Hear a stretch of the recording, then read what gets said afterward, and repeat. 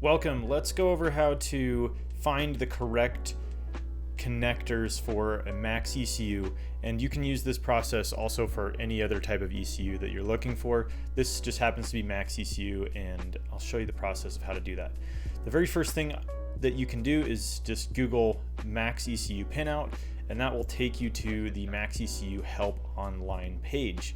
Now, online, the Maxxecu has incredibly good documentation. I applaud them and absolutely enjoy using their website for this reason. And it will show all of the connectors for every one of their ECUs and each of the connector sections on the ECUs. So for example, we'll just use a Maxxecu race. In my circumstance, I have a race, so let's just go and try to find that connector. But you can use this for any of theirs, and a lot of their connectors, they use the Molex CMC, and they share connectors between ECUs. So this will be really straightforward to find. So for example, right here, the Street, Sport, V1, Race, and Pro all use a 48-pin connector for their number one connector. So we'll just come down here, and what is really cool is they give you the part numbers. So you can also buy them directly from Maxxecu, but you can also just get the part numbers, and I'll show you real quick how to do this kind of effectively. So the very first thing I'll do is I'll grab the part number and I copy and paste it into a website like Mauser or DigiKey and just drop it in. And there you go. You'll find that you can easily find the part just right here. There's 1100 in stock. That's great. Put in quantity 1 and you can just start adding it to the cart. So you're going to need, this is just the connector, but you're still going to need the contacts and the cover and a few things. So just grab the cable cover right here. This is the top part that after you put in the wires, it allows the latch to lock to something, and you just need one of those. 94 cents US, not a big deal. And then the next thing you're going to need to do is grab the contacts. So first of all, there are 40 smaller contacts for the main functions. So this is if you're using the Pro or the Street, Race, and you just copy and drop those in and just add 40 as your quantity. I'm just going to show you real quick all these, and then you can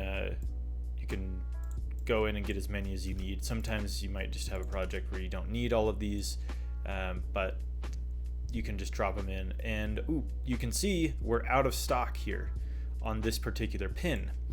But that isn't the end of the world. I'll show you real quick how to find that. So what you can do is if you go to the actual Molex connector in the DigiKey page, they have the data sheet right here. And if you click on the data sheet, it will open in another tab, and you can actually see all of the technical specifications for the connector. Now, if you scroll all the way to the bottom, I want to bring your attention to this. Now, this right here will show you all of the contacts.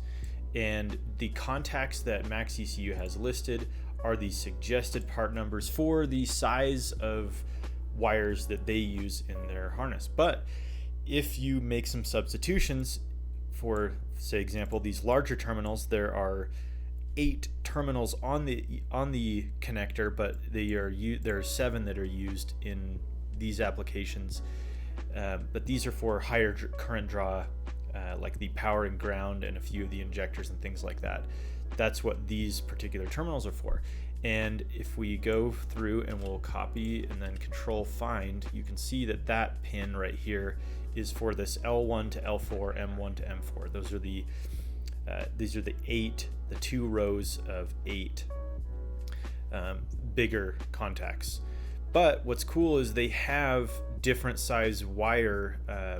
They have different size wire contacts. So if these were out of stock, you could also just get the gold-plated version if those are available. They are a lot more expensive, but they are available. Or you can just jump up to, for example, these larger wire insulation diameter versions. So you will have to use a larger wire, but if they are out, in this case, you can always just drop this in, and look at that, there's 100,000 in stock.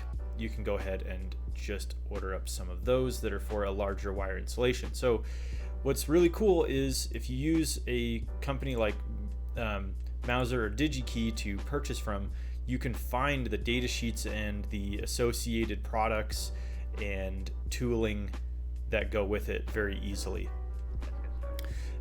But that's pretty much it as far as making a cart. All you have to do is go drop all those part numbers into a cart, and you can see really quickly for, we haven't put in the rest of the pins, but for roughly $30 US, you can get one of these main connectors here, and you're off to the races once you get it shipped.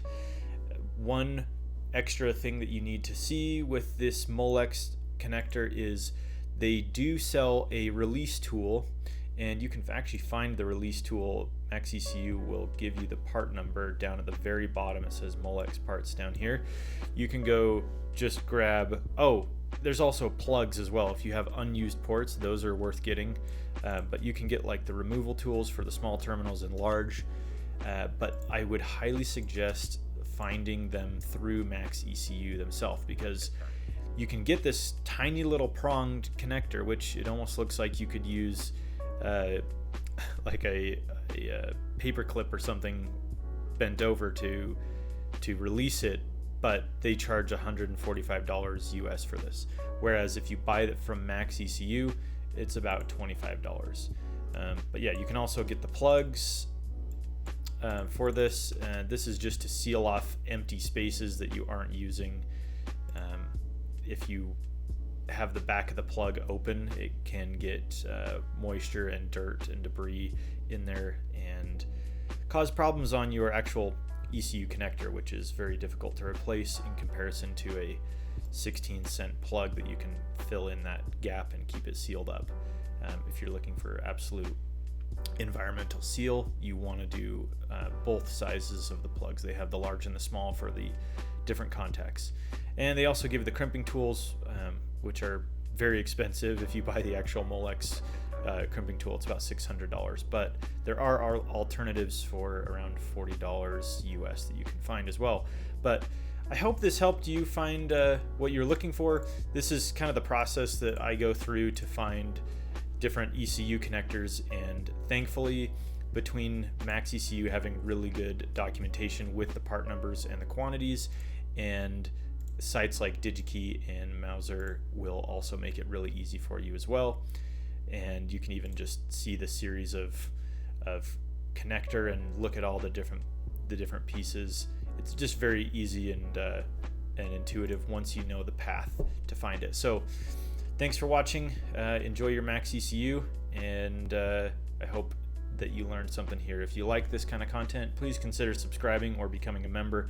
I have a lot more Maxxecu content coming in 2023, and look forward to making a lot more content for those. So thank you.